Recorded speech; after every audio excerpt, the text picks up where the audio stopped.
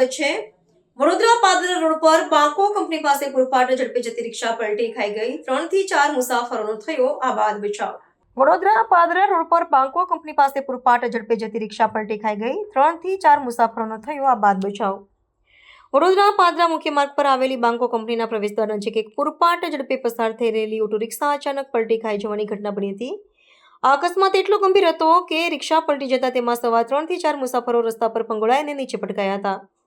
પ્રાથમિક માહિતી મુજબ આ દુર્ઘટનામાં મુસાફરોને નાની મોટી ઇજાઓ પહોંચી છે, પરંતુ સદનસીબે કોઈ જાનહાનિ થઈ નથી। ઘટનાને પગલે ભરચક રોડ પર થોડીવાર માટે અફરાતફરીનો માહોલ સર્જાયો હતો। સમગ્ર અકસ્માતની ઘટના કંપનીના મુખ્ય ગેટ પર લાગેલા સીસીટીવી કેમેરામાં કેદ થઈ ગઈ હતી। ફૂટેજમાં સ્પષ્ટપણે જોઈ શકાય છે કે રિક્ષા ચાલકે કાબુ ગુમાવતા વાહન પલટી મારી ગયું હતું। અકસ્માત થતાં જ બાંકો કંપનીના સુરક્ષાકર્મીઓ, કર્મચારીઓ અને આસપાસના સ્થાનિક નાગરિકો માનવતાના ધોરણે તત્કાળ મદદે દોડી આવ્યા હતા। સતર્ક નાગરિકોએ પલટી ગયેલી રિક્ષાને સીધી કરી હતી અને ઇજાગ્રસ્ત મુસાફરોને બહાર કાઢી પ્રાથમિક સારવાર માટેની તજવીજ હાથ ધરી હતી।